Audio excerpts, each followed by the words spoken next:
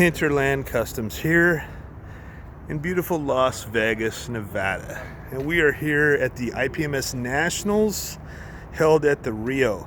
I am here with James Duff, the owner of the Stash Project, where you get regular updates of the Stash Report. James, tell us a little bit about the show today. Well, Justin, I came down to see what my 10-minute tickets have gotten me in. I got a plane. Like, what am I supposed to do? Oh, man. So what kind of luck was that? As a car builder, what do you feel like when you win a plane in a raffle? Well, I mean, of course, it's the International Plane Modeling Society, so I have no choice. That's awesome, dude.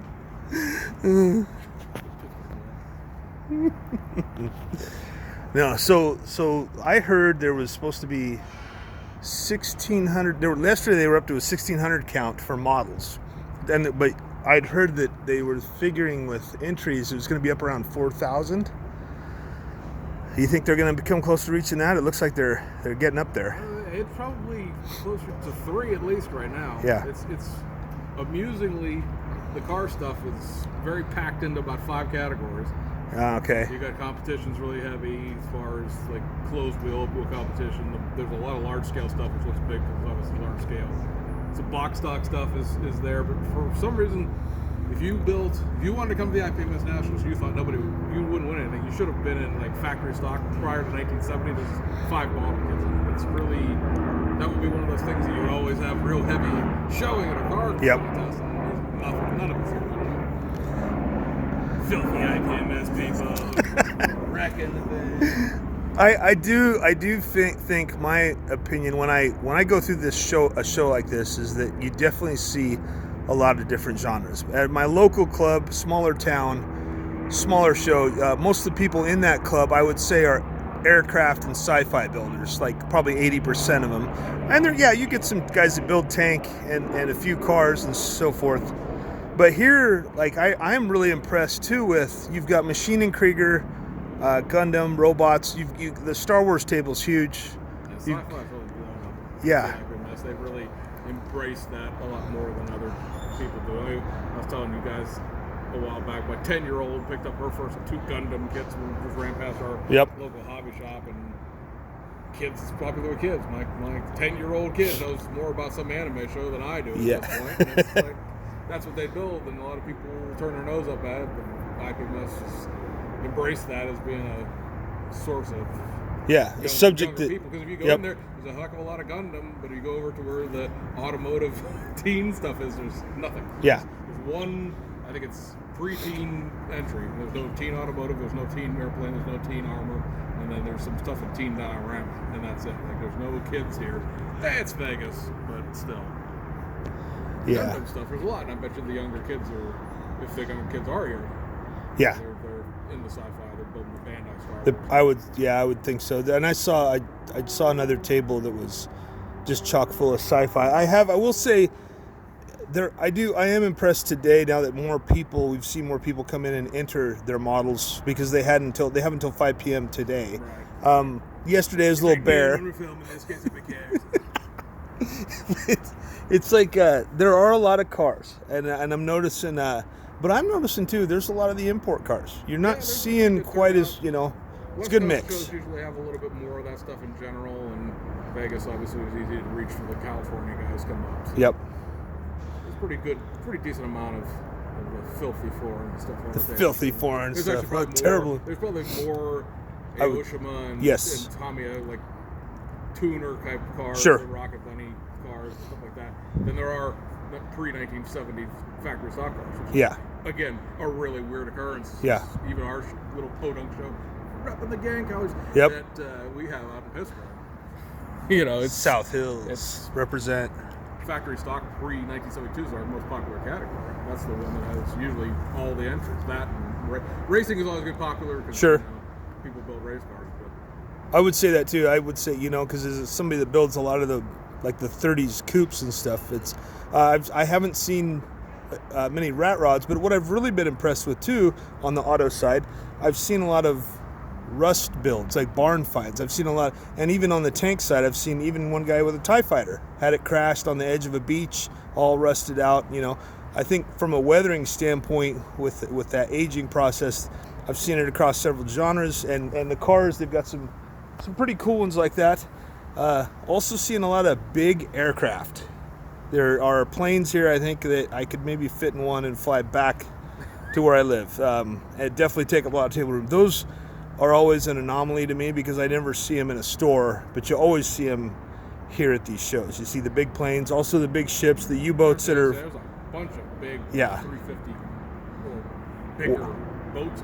Yep, battleships. How do you even transport that if you're not local? Yeah, you get that on the airport? No, I that wouldn't end well. I mean, yeah, I guess carry on.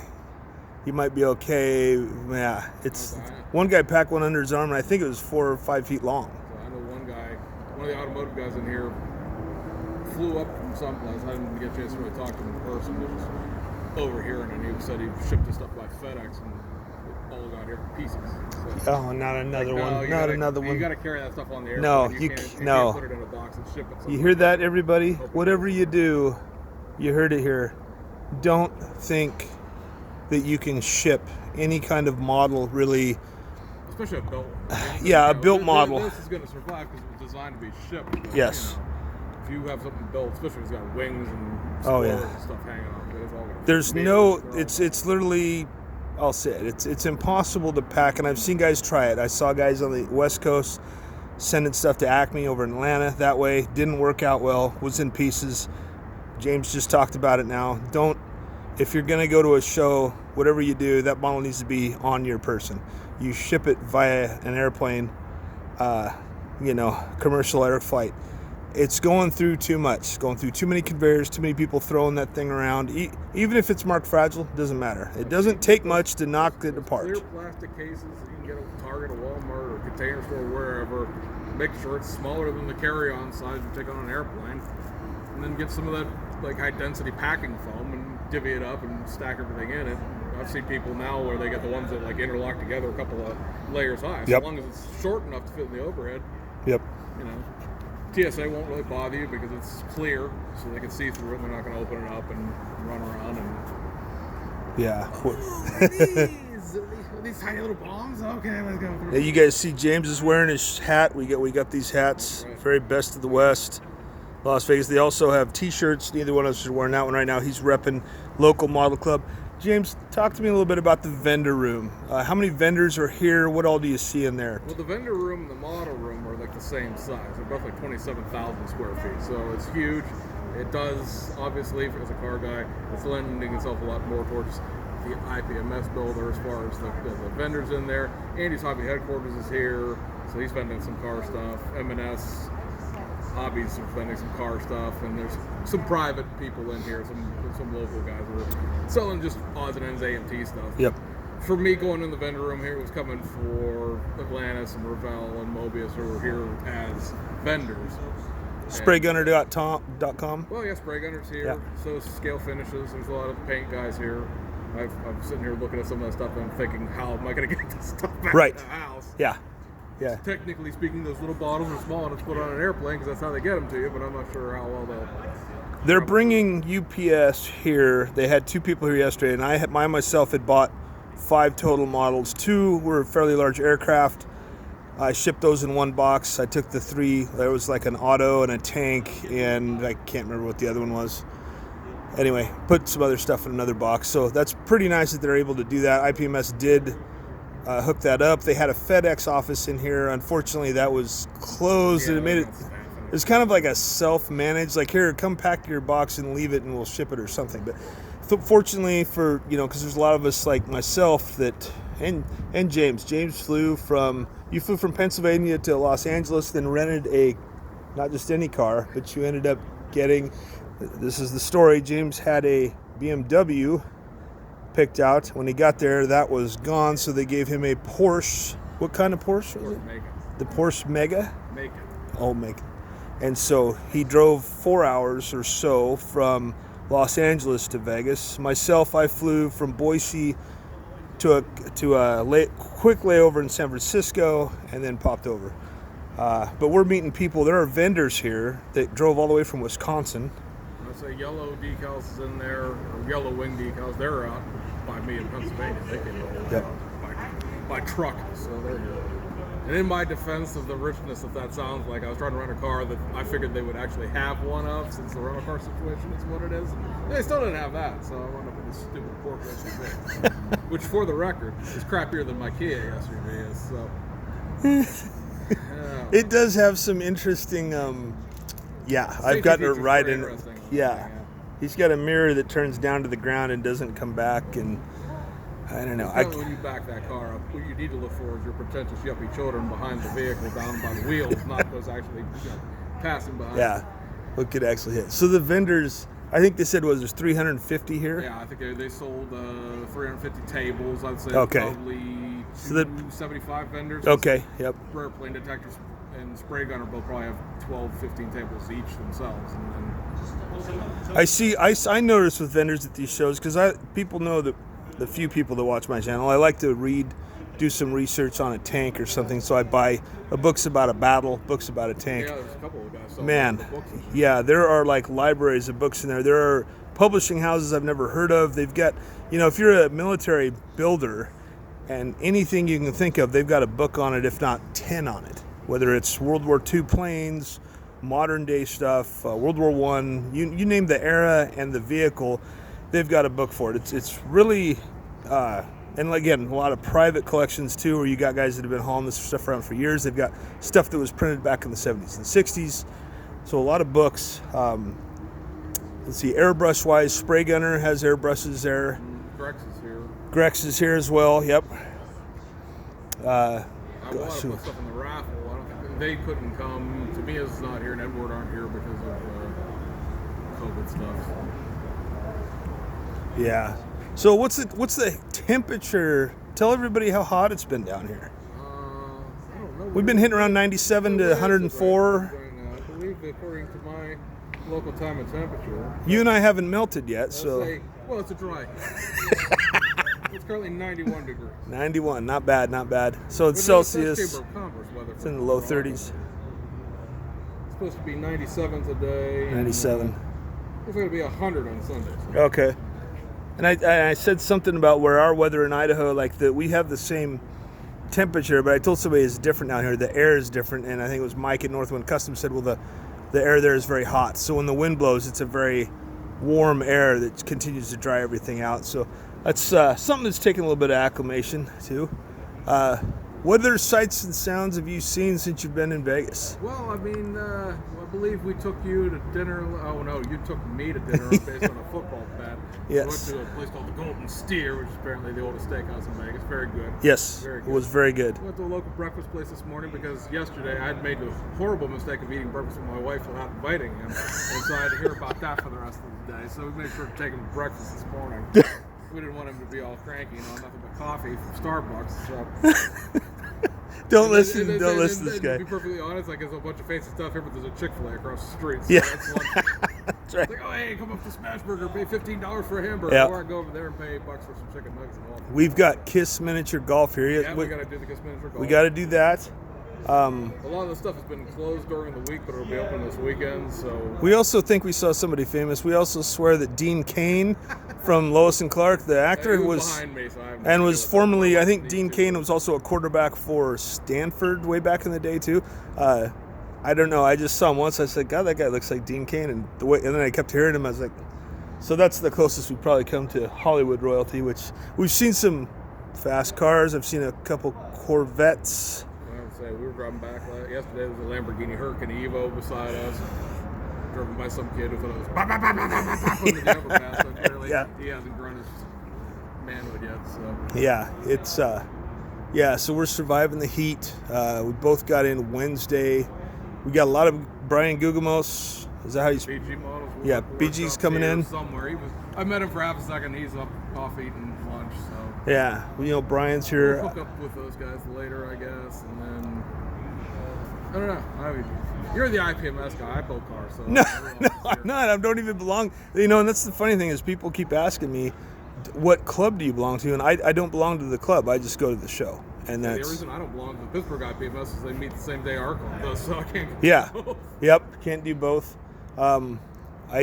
You meet the thing about IPMS, I'll say, is you meet people from everywhere. You know, there's IPMS clubs all over the world, and so that's kind of cool. It's the one nice thing. We're all wearing these, obviously, because it's a requirement of the state of Nevada to wear masks everywhere. Yeah. But at least we have name tags on, so you can sort of walk around to people you think you recognize the voice. You know? Yeah, you can. Yep, it's that guy. Yeah. I recognize your name off Facebook, Instagram. Oh yeah. YouTube. Had a lot of that going on. I was actually surprised somebody knew what my YouTube channel was. It was like, I don't. Yeah, exactly. Not many. But so we've covered the show. We've covered vendors. How long does it take them to judge for this show? You know what? They're supposed to. Well, 5 o'clock is the cutoff tonight, and I think there's the judging seminar is 5 to 6, and I think they're starting after that. And with the amount of stuff that's here, it's probably going to go past midnight. Yeah. I mean, there's a few light spaces here and there, like I said, odd places in car contests where you would expect it to be heavier, but it's a good, solid turnout just in general. They may hit 4,000 by the time it's all done, because they were, like the first day when most people were still getting here, there were 250 registered people had already come, and there were already 1,600 models on the table by the end of Wednesday. And we didn't even get here till 9 o'clock Wednesday night after everything was over. So they were at 26 or 2,700 last night, and they'll probably they may get to 4,000. Yep. I will say having IPMS in Vegas is a good thing. I think because there is a lot. Town to have it in. I mean, it's a place where you want to go to otherwise. Like, you know, there's between all of the, because I keep looking off the camera over here, it's all the hotels, Harrah's, and all the stuff is over beside me here, but you know, there's all the nightlife, all the restaurants, all that stuff to do, plus all the over Damstown Street, Grand Canyon we're going to go to Sunday morning, and there's just touristy stuff to do. Like next year it's in Nebraska. Do I really want to go to Nebraska? Yep. And we have a zip line. I just saw somebody floating through the air, I believe. So on the Rio there, right there. They've got a zip line here at our hotel, as well as Kiss Miniature Golf. So these I will say for the elite rich tower that I'm in, the poverty tower that doesn't. Yeah, that's a whole other story. It's I got a really good deal on the room, and then James showed me what his view was, and my view is more of the rooftop of like a 2-story building with a bunch of ducting and stuff. So. It's all good. My room hasn't caught on fire or anything, and I haven't. Everybody's doing good here. They're following protocols for the COVID thing and everything. I was happily surprised because there was a lot of rumbling on Facebook and both the Facebook group for the IPMS show itself and all the various model forums. Like, oh man, they get masks. I'm not gonna go to this contest. Publicly demanding refunds. I'm not going. You better give me my money back.